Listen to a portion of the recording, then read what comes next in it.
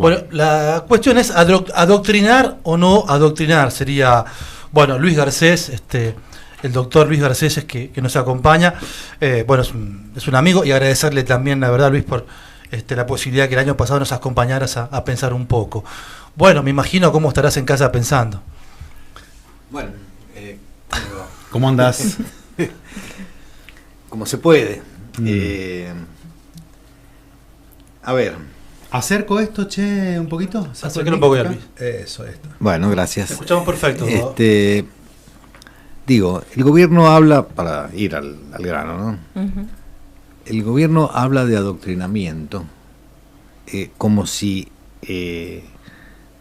hablar a favor de Roca o de Sarmiento no fuera una valoración doctrinaria. Pero además que alguien me explique una escuela donde no hayan valoraciones, pero no solo una escuela, medio de comunicación, sí, cualquier espacio, una charla de café, todo es valorativo.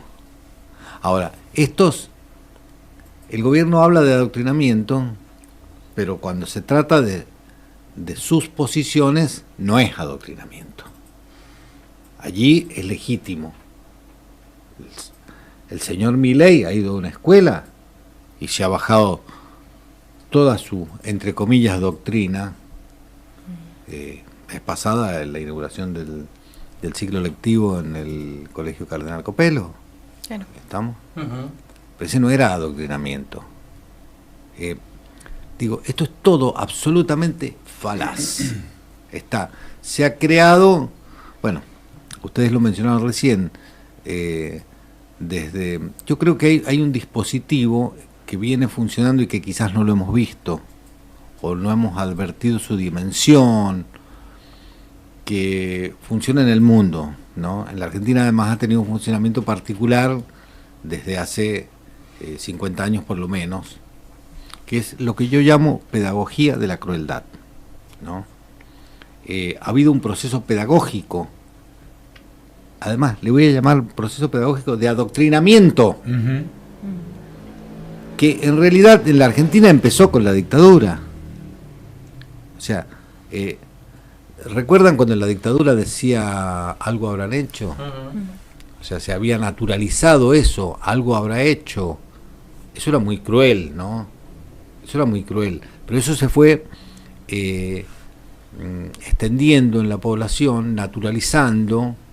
Después hubo otra ola durante la década del 90, hubo otra durante el macrismo, y todo esto ha generado, ha conformado bases culturales de las cuales estos chicos y grandes, porque a veces se dice que la juventud es la que lo votó a Milei, ¿no? Acá ha habido un corte. Es relativo eso. Es relativo.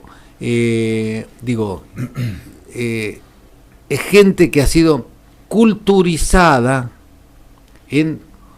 desde una acción pedagógica de la crueldad, porque es cruel cuando yo paso al lado tuyo y vos estás herido en la calle y yo te desprecio y ni te miro.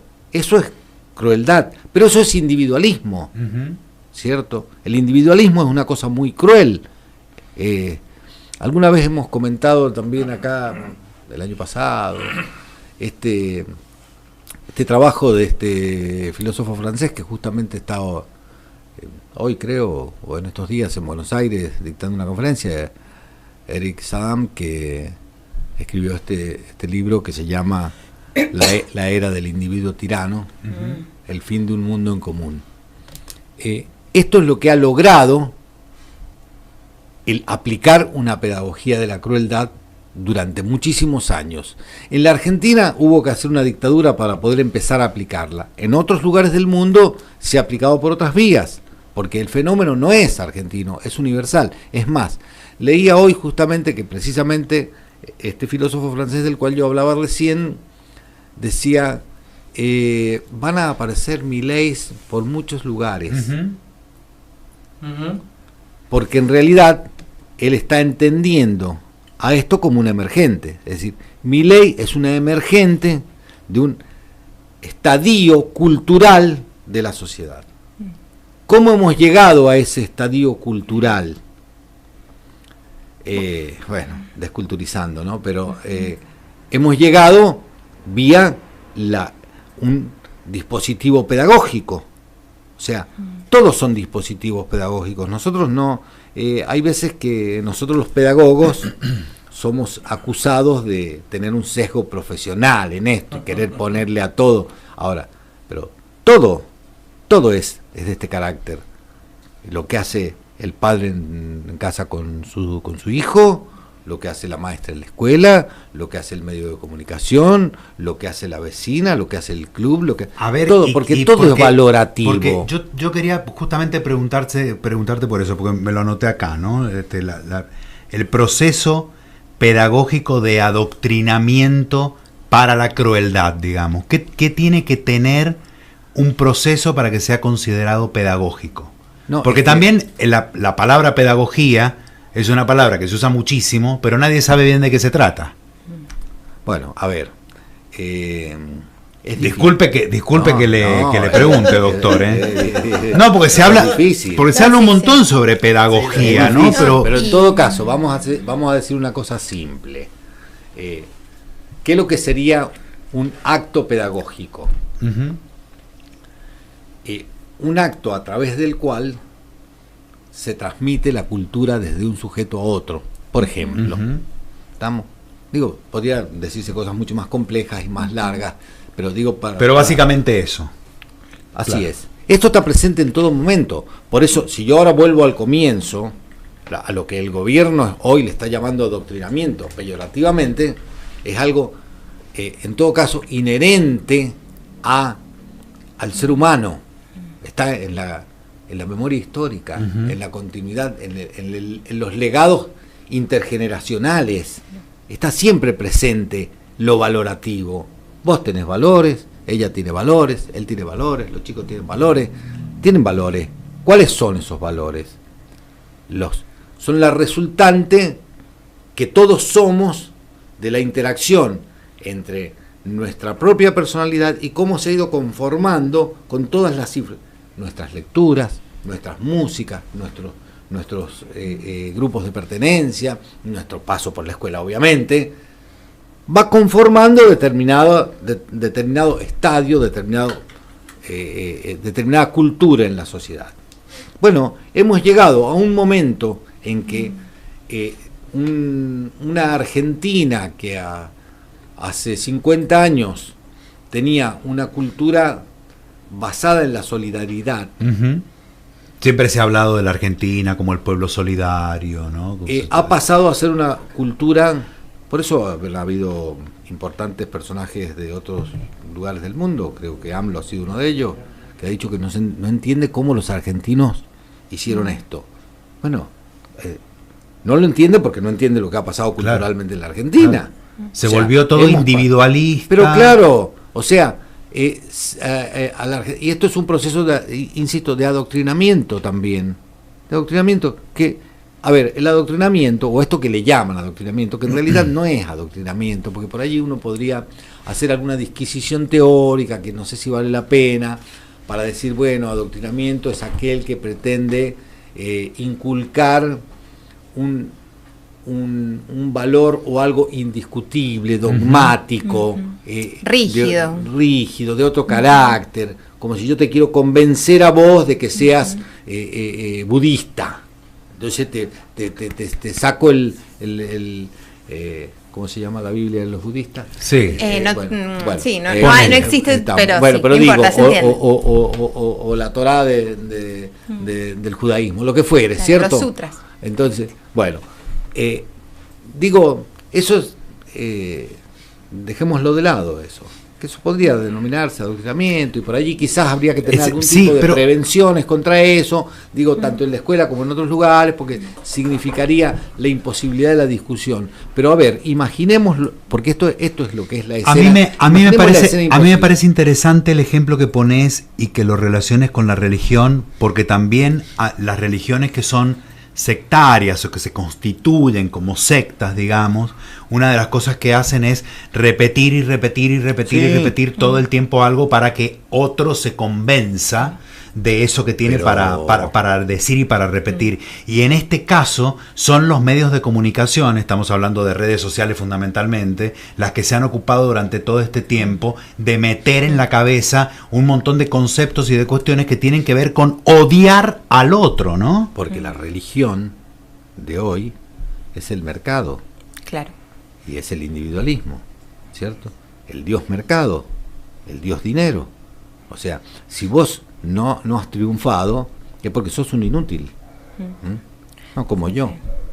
Porque no agarraste la pala, porque no te esforzaste como no tenías que esforzarte. Por atrás, eso la guita no llega a tu casa. No sé si ustedes vieron días atrás un pequeño texto que circuló, que mientras hablamos lo voy a buscar y se los voy a leer pero tremendamente breve, de un gran historiador argentino que es Norberto Galasso. Sí. Él tituló a pequeña anécdota, él cuenta una anécdota de su infancia en realidad, y lo tituló "Volviste a ser un pelotudo". En ese diría pequeña anécdota o como se le quiera llamar, él cuenta la historia de un señor que triunfó viniendo de muy abajo, ¿no? Y él dice que él era una persona muy inteligente. Acá lo encontré, así que para no hacer se los leo muy breve. Es una anécdota de Norberto Galasso, como dije. Cuando yo era chico vivíamos en un conventillo. A mi mejor amigo del conventillo le fue muy bien. Se compró una casa acá y otra en Mar del Plata. Un coche para cada hija y más. Todo eso durante el peronismo. Después nada. Él decía que le fue bien porque era muy inteligente y que después tuvo mala suerte.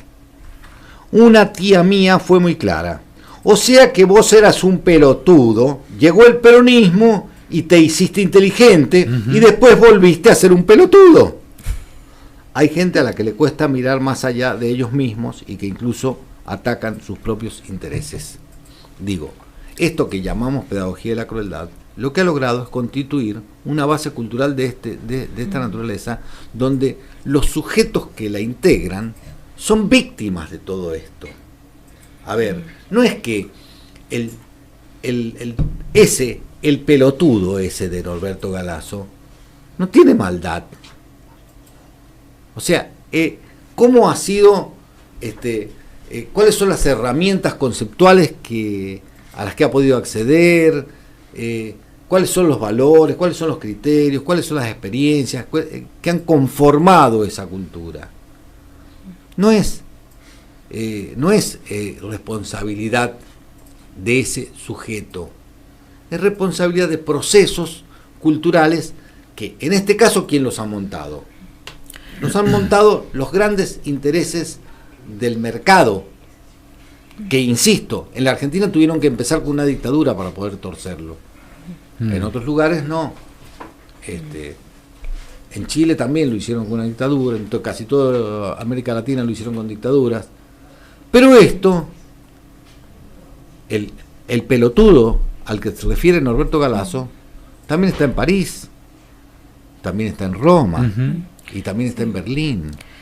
Yo te pregunto en esa línea, ¿no? Porque en lo que vos planteas del individualismo, que para mí obviamente es el valor neoliberal, yo lo que me queda ahí de como dando vueltas es qué pasa con verse a uno mismo, ¿no? A una misma, escindido de la sociedad, ¿no? O sea, vos no estás en un contexto social en donde te estás súper determinado por tus condiciones materiales, históricas, bla, ¿no? Sino que es como que estás abstraído de eso, que lo ves de afuera, lo ves como de arriba, en donde se socializan constantemente las pérdidas, ¿no? Y las ganancias quedan en algún lugar, ¿no? Obviamente. Solamente se socializan las pérdidas, pero mira, te voy a contestar con lo siguiente.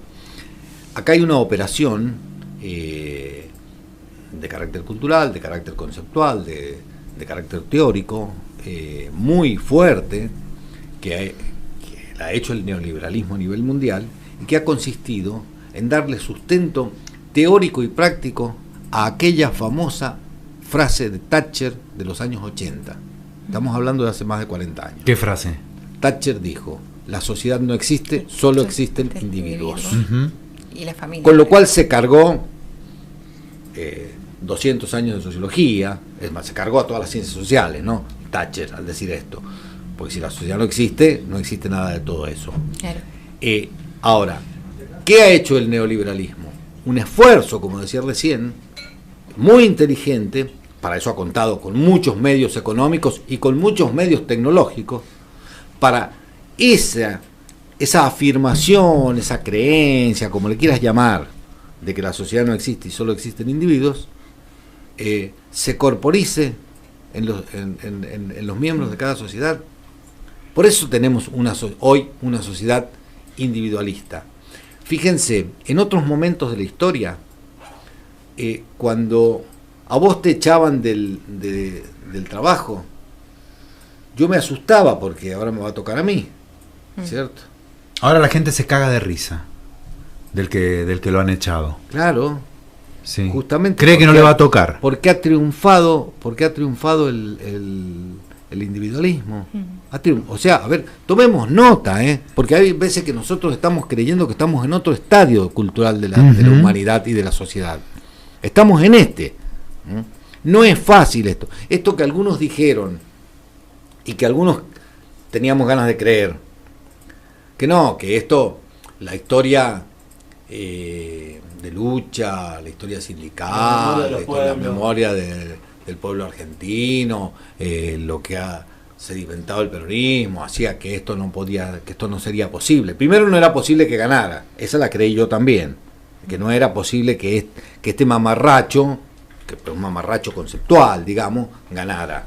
Pero lo que pasa es que estaba expresando algo que no estábamos viendo. Uh-huh. Este es el problema. Sí, entonces, y él lo tenía mucho más claro, porque en varias oportunidades dijo estamos ganando la batalla cultural, lo dijo en varias oportunidades, y yo lo miraba y decía, ¿qué dice señor? ¿Qué dice señor? ¿Viste? Como el señor estaba diciendo el señor, una de las pocas cosas más o menos sensatas que ha dicho desde que existe, en realidad.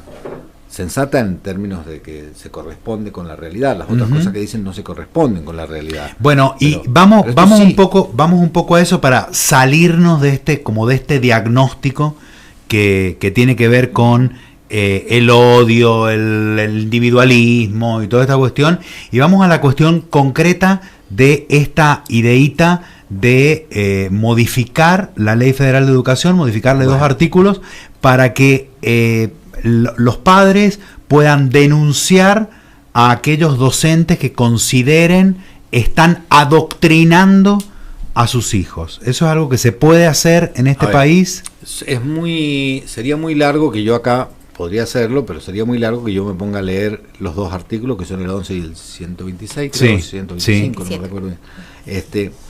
¿Qué es lo que quieren modificar? Es totalmente. No los vamos a leer porque tienen muchos incisos. Tienen inciso ñ, uno de ellos. Sí, pero es muy largo. Pero de todos modos, ¿qué es lo que quiero decir?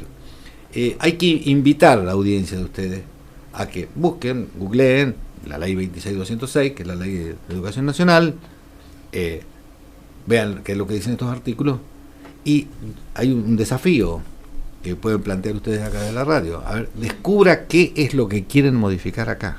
O sea, descúbrame qué es lo que está mal acá.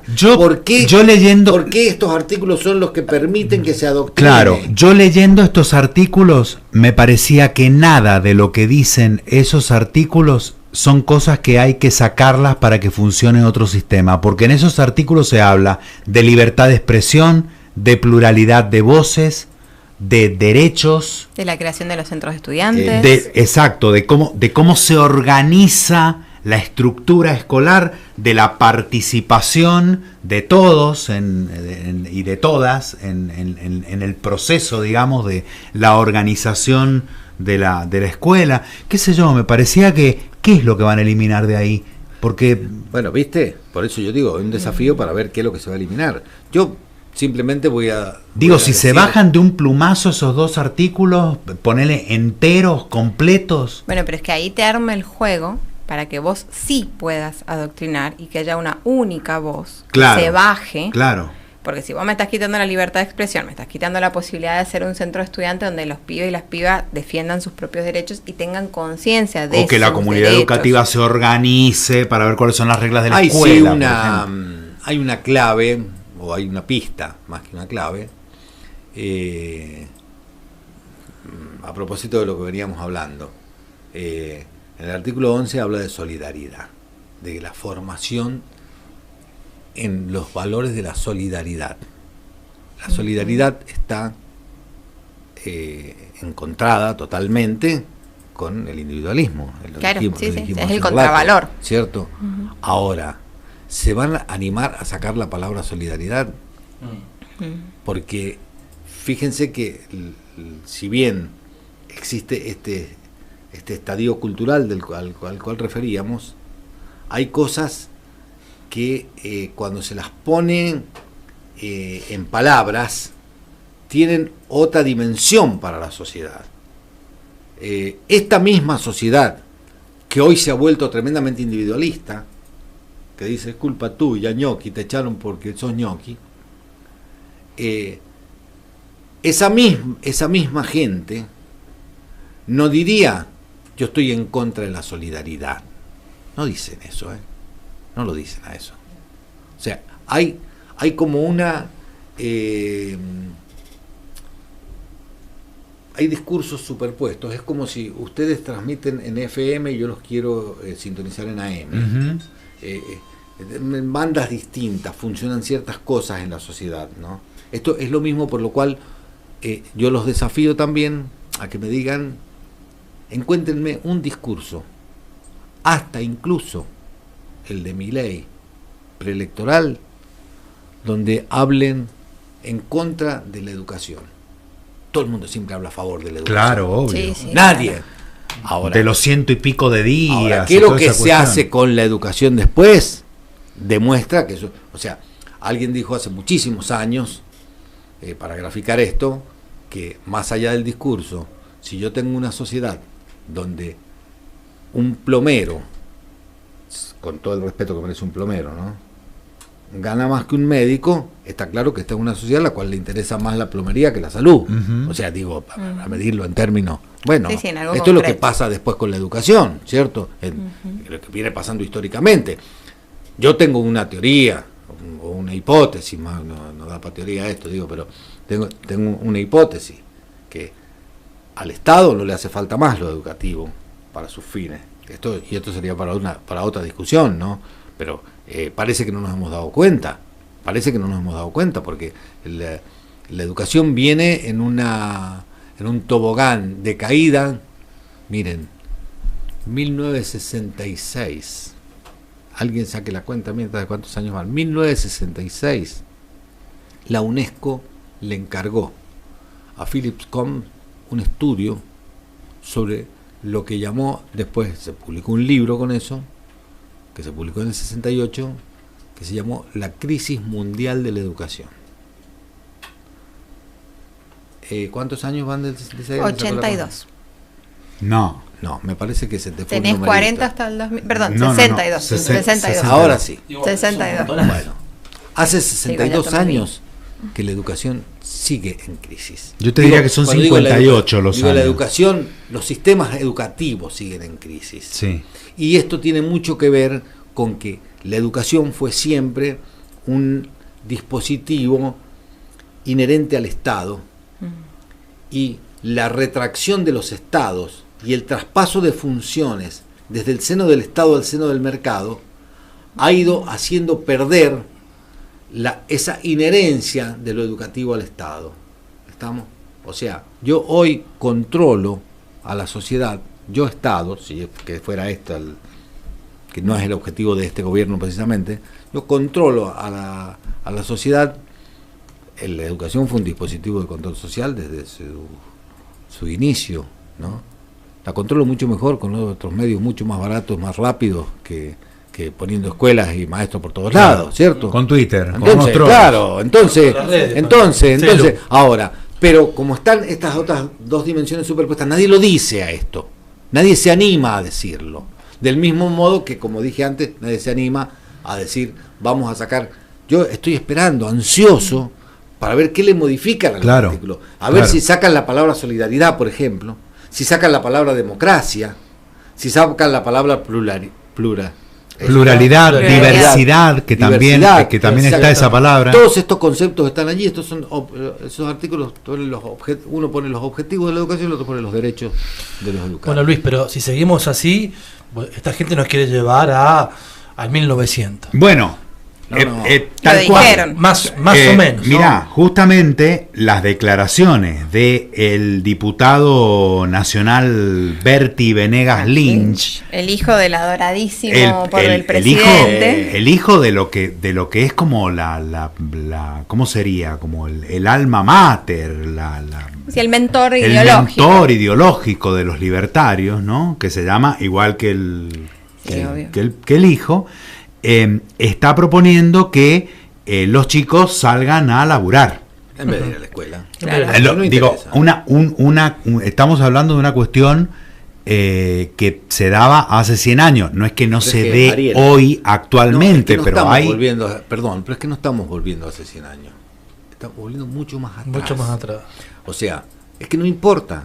O sea, a Venegas Lynch no le importa. O sea... voy a decir una herejía, después me matan. Después acá no vengo más a esta radio. Venga, tranquilo. Vamos a evaluar si después pues lo dejamos entrar la o no. realidad es que dice Casimiro acá. Tiene razón Venegas Lynch. Al Estado no le interesa eso. O sea, no le interesa si lo maneja por otro lado. A está. Claro. Sí, es la tesis porque si lo que quieren es destruir al Estado, si lo que quieren es que no exista Estado, porque desde la teoría de este liberalismo primigenio, que no se parece nada al liberalismo del 1900, el liberalismo del 1900 era un liberalismo absolutamente progresista, es decir, Sarmiento se retuerce en la tumba con todo lo que podríamos a lo mejor criticarlo a Sarmiento, o cualquiera de los de la generación del 80 van a estar muy inquietos por estas cosas que están diciendo estos supuestos liberales, porque además encima no son liberales esta gente son conservadoras, no son liberales. Es decir, ¿qué hace un liberal militando en contra del aborto? Totalmente. Por ejemplo, en contra del feminismo. ¿Qué hace incluso un liberal militando en contra de las cosas que tiene que decir o no decir alguien en la escuela? ¿Qué hace un liberal poniendo los cordones policiales que ponen en todos lados? ¿De dónde o sea, ¿qué tiene que ver esto con el liberalismo? No, es conservadurismo. Lo que pasa pero es que del más rancio, ¿no? La escuela austríaca, que es a la que ellos adscriben, ustedes saben que fundadores básicos fueron von Hayek y Milton Friedman, pero sobre todo von Hayek, que es el hombre principal de la escuela austríaca, porque además es de allá. Ellos fundaron la Sociedad Mont Pelerin, y a veces uno cree que está hablando de fenómenos recientes. No, la fundación de la Sociedad Mont Pelerin, porque fue en Mont Pelerin, en Suiza, donde se armó y donde nació la idea neoliberal, que era la forma de romper contra el liberalismo keynesiano. 1945. Allí fue que se creó la Sociedad Mont Pelerin en von Hayek, o sea, desde allá vienen ellos abonando esto. Y el tema era romper a Keynes, que Keynes era un liberal. Claro. Que además, hoy, digo otra herejía más entonces, que no se lo toma como liberal. ¿Qué es lo que es hoy ser popular, o de izquierda, o progresista, o hasta revolucionario, si quieren, en este mundo? ¡Viva Keynes! ¡Viva Keynes! Por eso a ellos les molesta tanto Keynes. Es más, el que habla de solo porque, que habla tanto porque de los el progresismo simpatiza con la idea de Keynes, digamos. Pero no tanto por esto, sino porque en realidad saben que es lo único posible que tienen en contra. O sea, Ellos ponen el fantasma de los zurditos, vive hablando de que está todo infectado de socialismo, toda esta barbaridad que no tiene ninguna idea, se ha caído el muro hace 2 millones de años, esto es una locura, el socialismo real no existe en ningún lugar del mundo, China es más capitalista que Estados Unidos. China es un capitalismo de Estado, además, donde además hay una brecha entre pobres y ricos que no se puede creer. Además, hasta Horacio Rodríguez Larreta le parece de izquierda a Milei, claro, ¿viste? Es como, pero digo, todo es de izquierda menos él. Pero en realidad lo que más les molesta no es esto, les molesta Keynes. Por eso digo, ser keynesiano es ser revolucionario hoy, ser keynesiano es ser progresista, que es lo que en algún sentido... Mire que hemos corrido la vara, ¿no? Pero por supuesto que hemos corrido la vara, pero bueno, ese es el estado de situación. Pero nosotros nos vamos a confundir si planteamos otras cosas, claro. Porque Keynes, ¿qué es lo que planteó? Digo, básicamente... Calentar la economía a través del gasto público. O sea, él... ¿y por qué el mundo se volvió keynesiano después de la crisis de 1929? De lo que habla Keynes justamente es de la repartija de la ganancia, digamos, ¿no? Que haya más plata en el bolsillo del trabajador sobre todo y se reparta Estado, la ganancia mejor, digamos. Pero sobre todo el papel del Estado, porque lo que había ocurrido es que el Keynes, que era John Maynard Keynes, muy inglés él, ¿qué es lo que veía? Que su liberalismo, muy smithiano, un liberalismo muy de cuño ortodoxo, si se quiere, estaba haciendo aguas. ¿Y por dónde hacía aguas? Porque habían dos factores que se habían autonomizado: el poder financiero y los monopolios. ¿Y qué es lo que dijo? ¿Cómo hacemos ahora si el mercado no está autorregulando esto como decía la teoría de la oferta y la demanda? Como cree Venegas Lynch. ¿Qué hacemos ahora? Estado, papá. Leyes antimonopólicas y regulaciones para el poder financiero. ¿Quién te va a regular? Esto es lo que hizo el mundo occidental capitalista para seguir sobreviviendo a partir de la crisis del 30. Entonces, ¿qué es lo que ocurre? ¿Y cuál hoy que nosotros no tenemos? Porque nosotros vivimos en este momento en el campo de la política y de las ciencias sociales una crisis teórica. No hay teoría, ojo, nosotros no tenemos teoría, no hay teorización de modelo alternativo al capitalismo, no existe esto más. Si bien hay categorías teóricas provenientes del marxismo, del neomarxismo, del estructuralismo, bueno, etcétera, etcétera, etcétera, que tienen mucho valor y que son muy útiles en muchas cosas. Pero además este Estado es un Estado capitalista. Pero por supuesto, pero además hoy el mundo es un mundo capitalista, y ¿qué es lo único a lo que podemos aspirar? A tener un capitalismo keynesiano, donde haya un alguien, que no puede ser otro que el Estado, capaz de regular la voracidad del capital, porque el capital es la misma esencia del capitalismo. ¿En qué consiste? Porque la gente a veces no se pone a pensar en tener más y tener más y tener más. ¿Por qué el capitalismo se llama capitalismo? Porque consiste en acumular capital. Claro. Y si yo dejo de acumular capital, salgo del sistema, salgo del sistema. Está tan bien armado que si yo dejo de acumular... Entonces, ¿cómo acumulo capital? Generando desigualdad. No hay otra forma. Sí. No existe otra forma. Entonces, para eso, como ese es el estado de situación que tenemos en la economía capitalista, es necesario que exista un Estado capaz de regular esas posiciones entre los particulares. Yo termino con esto. A menudo les he dicho a quienes creen en esta fantasía utópica de la autorregulación y demás, y aquellas cosas que el propio... La mano invisible del mercado. Y el propio Milei, que dice, que repite la frase de Adam Smith, según la cual una transacción solo se da cuando ambas partes son... Están en igualdad de condiciones. Entonces, andate ya al supermercado de la vuelta, sacá una botella de leche o de salchicha, una manteca, chicos, que está carísima. Y cuando llegues a la caja y la cajera te diga vale 1.500, yo estoy dispuesto a pagar 800. Claro, y ahí empieza Automedaca. Y ahí empecemos la discusión del mercado. Ese es el mercado. Ahí donde vamos a discutir. Eso no existe.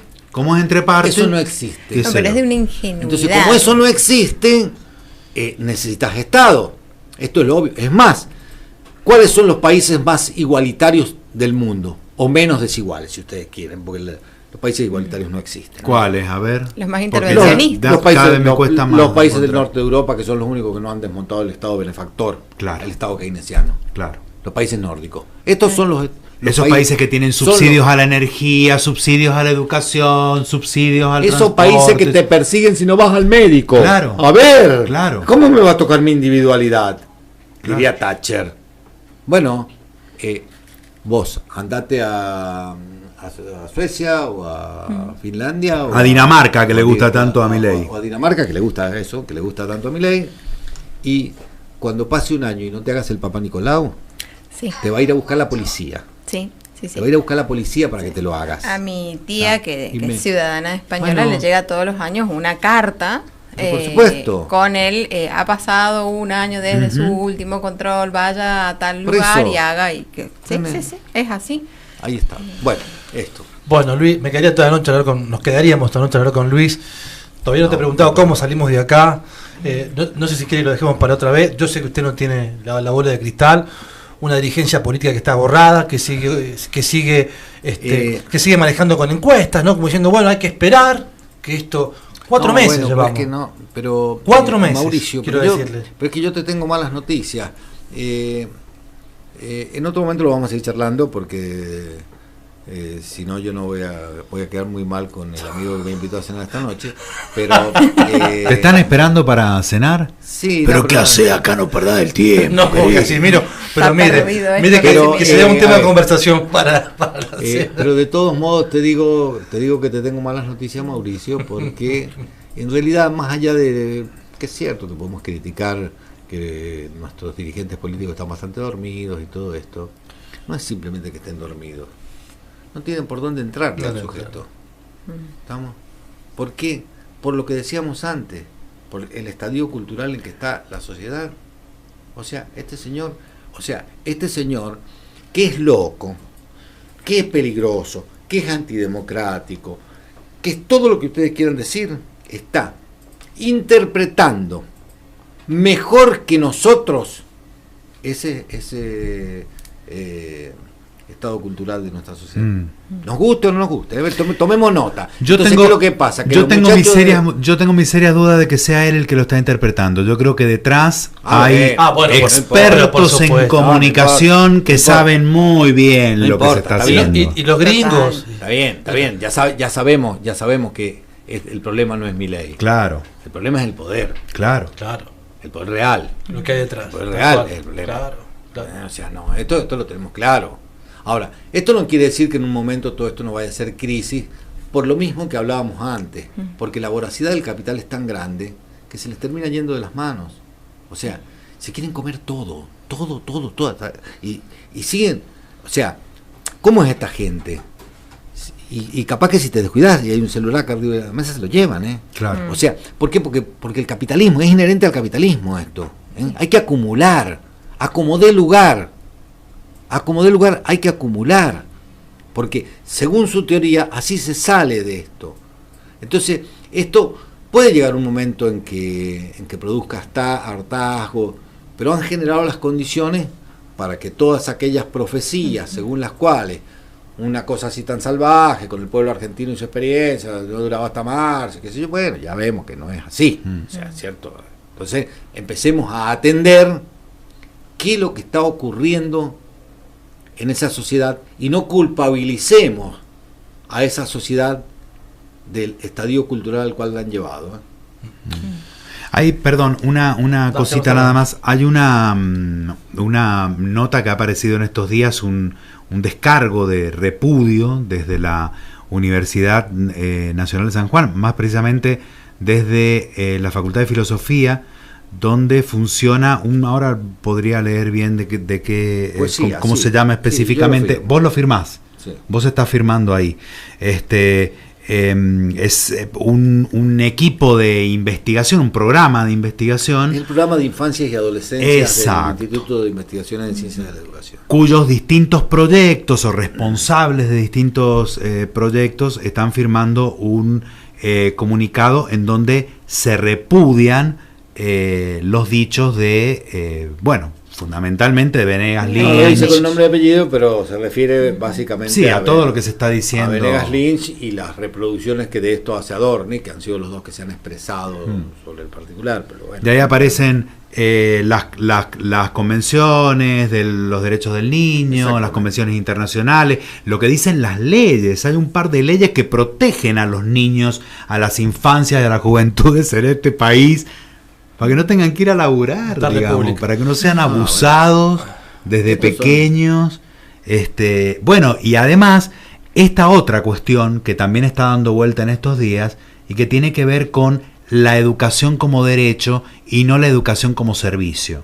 Porque esa es otra de las cuestiones que nos están metiendo, claro, ¿no? Cuando dicen, queremos que la educación sea un servicio esencial, bueno, no se está reconociendo a la educación como lo que es un derecho. ¿Y cómo somos todos ante los derechos? Iguales, digamos, ¿no? Es un poco eso, ¿no? Ariel, hay una cuestión básica ahí que te pongo el título y después lo discutimos otro día para que no se haga tan largo, pero cuando algo es un derecho, no puede existir nada que constituya un derecho de la ciudadanía si no es gratuito. Si entró al mercado deja de ser un derecho. Sí, yo tengo derecho a comprarme un helicóptero, claro, ustedes también, ¿eh? Claro. O sea, son mentiras. O sea, no hay. Cuando hay un pago mediante para acceder a eso, ya no es un derecho, deja de serlo. O sea, la concepción de derecho supone esto. Por eso defendemos el derecho a la educación, porque el derecho a la educación implica necesariamente la gratuidad. Si no, está restringido mi derecho. ¿Lo despedimos a Luis? Sí, señor. Bueno, Luis, muchísimas gracias, como siempre, por tu tiempo y por estar acá y por ayudarnos a pensar. Bueno, y nos encontramos pronto. Sí, otro día seguimos. Gracias. Gracias a ustedes. Que estén muy bien.